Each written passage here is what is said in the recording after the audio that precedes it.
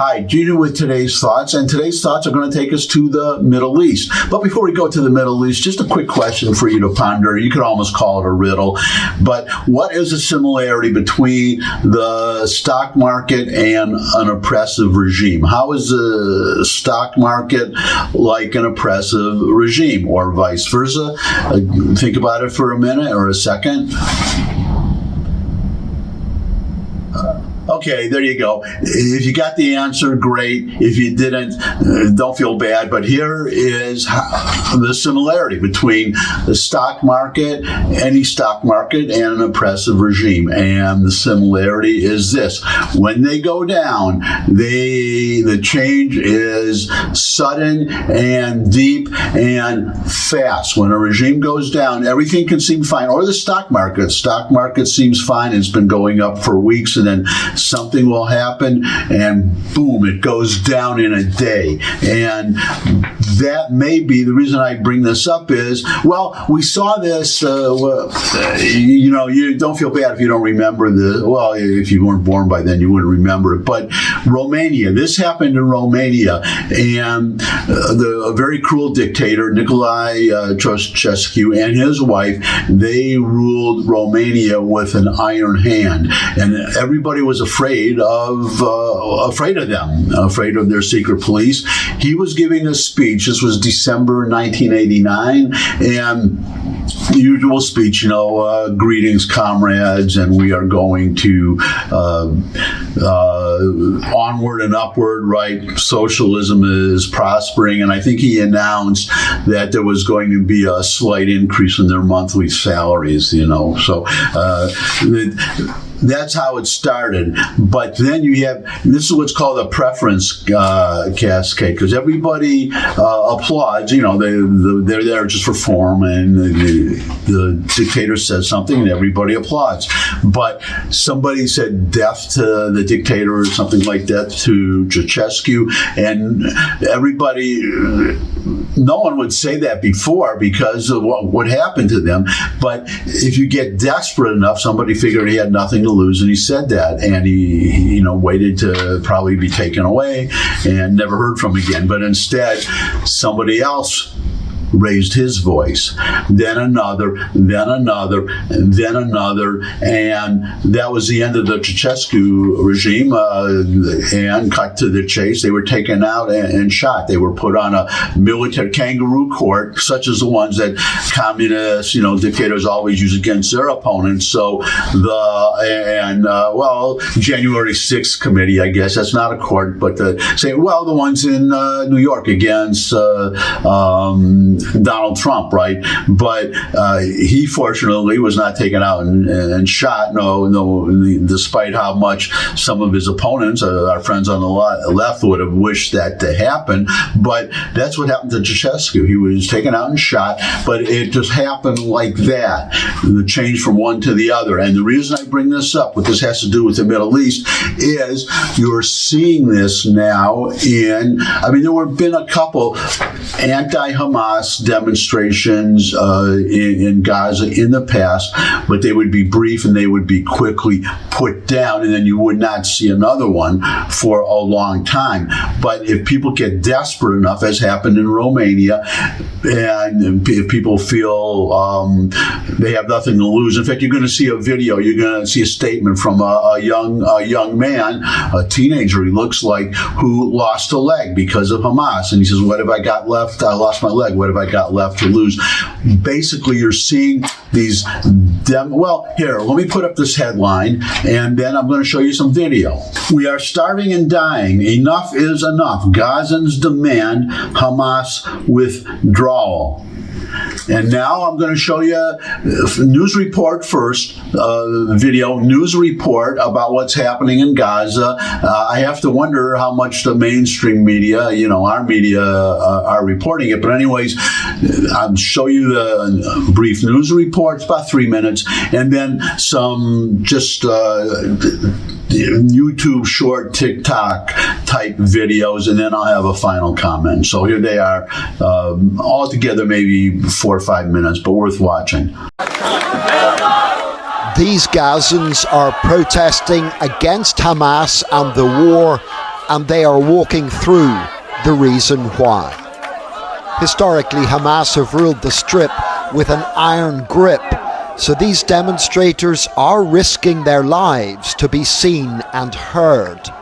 There hasn't been a bigger challenge to Hamas's authority since the war began. "We don't want Hamas." His friend then cursed the group. In the past, Hamas have cracked down violently on any public displays of discontent, but these are demonstrators who feel they have nothing left to lose. I lose my father, my sister, my mother in this war. So we need to stop this war, and all people live in the peace. He has lost relatives. This boy has lost a leg. He may have struggled to keep up with the march, but when it came to condemning Hamas, he was just as vocal as anybody else. Asked if he feared any consequences for demonstrating, he replied, "What do I have to be scared of? I lost my leg. What more do I have to fear? I lost it because of Hamas. What did they ever do for me?" These protests go against the grain in a big way. Hamas have controlled Gaza for 18 years, meaning there's a generation that's known nothing but the group's authoritarian rule. It's too early to talk about a Gazan spring, but under attack from Israel, Hamas are now facing a domestic threat as well. John Irvine, News at 10, Tel Aviv.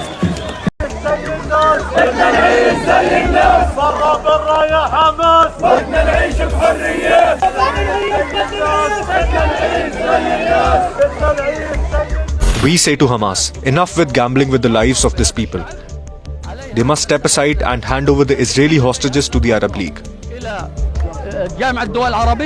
In the city of Deir al-Balah, Palestinians took to the streets to protest against Hamas. Our other message to Israel is that not all the people of Gaza are Hamas. Do not inflict on us a collective punishment. Do not slaughter our children and kill us under the pretext that we are terrorists. We are not terrorists. We are advocates of peace and we love life. Hamas must understand the message from the people who have spoken out and leave the political scene. After almost 17 months of war, Palestinians are in a dire state, with no food, water, shelter or reliable healthcare. We must not remain at the mercy of those who failed to lead this people and did not preserve or provide them with any elements of steadfastness. On the contrary, they have been a source of pressure on this people. This protest is a rare show of dissent in Gaza, considering the history Hamas has in the region. Hamas won the 2006 Palestinian parliamentary elections, winning 76 out of 132 seats, defeating the Fatah party. Ever since then, no elections have taken place, and Hamas remains in power.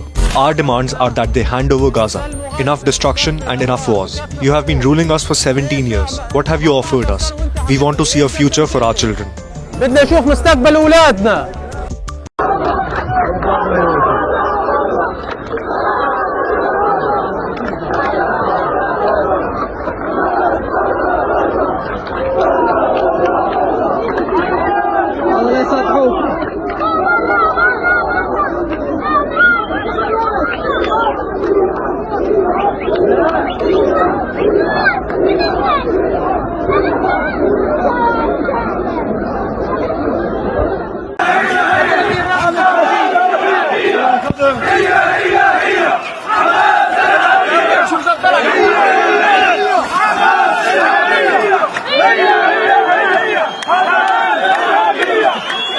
Here's the question now. Those videos you just saw, so they happened for one day and they were not put down. And they happened for a second day. As I'm recording this, the day before you're seeing it, these demonstrations are still going on. And the problem, well, Israel has, they are attacking in greater force than they ever had before.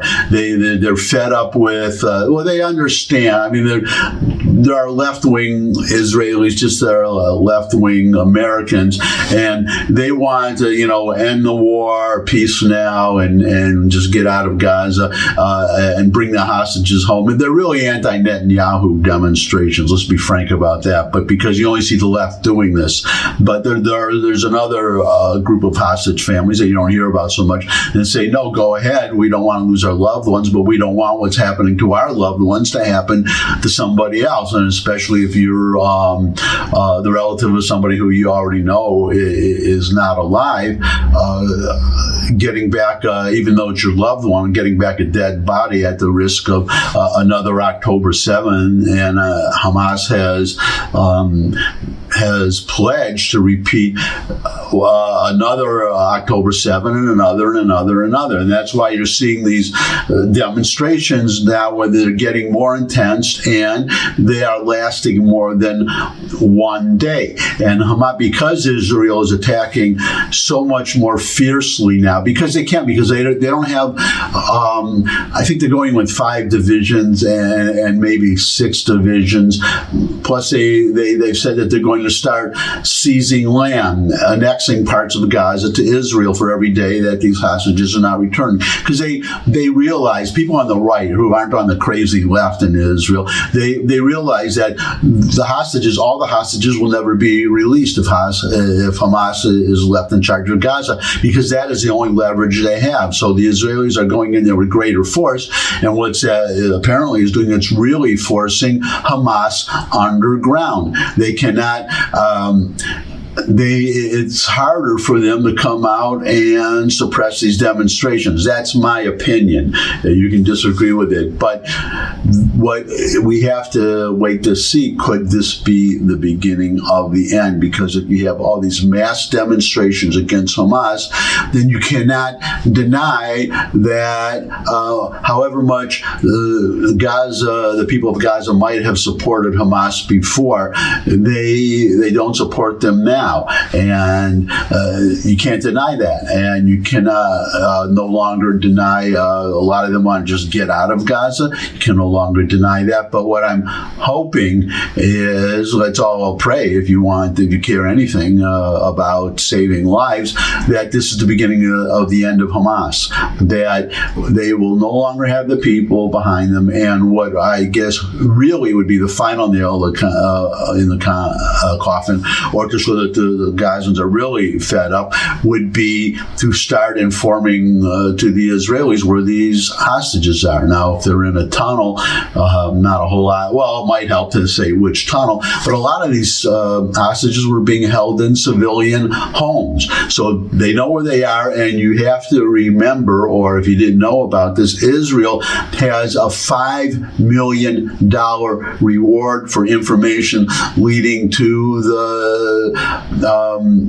rescue of even one hostage. Whether there's a distinction between a live hostage and a dead hostage, I don't know, but that's a pretty good incentive there too. So $5 million, and if Hamas are hiding in tunnels and they can't come out and stop you. Anyways, because the Israelis are not going to let up now. That is the main point. So if these Gazans, they're desperate enough now, and about how bad their situation is now, it's not going to get better, and it's not going to stay the same anymore. It's going to get worse. So let's hope that, keep up the pressure, Israel. That's the main advice, the main motive of this whole story.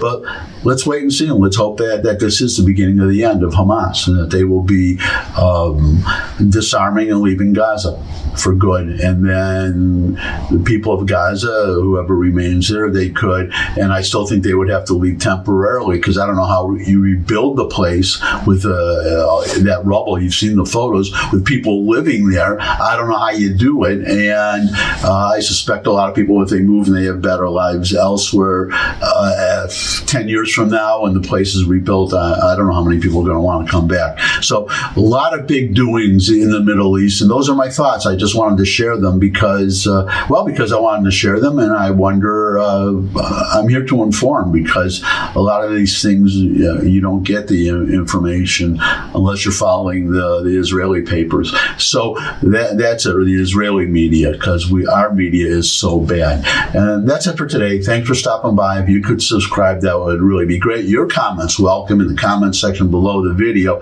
Share this video with anyone you think could benefit from it. But most of all, come back and see me again. Love to see all of you again. And until I do see all of you again, bye.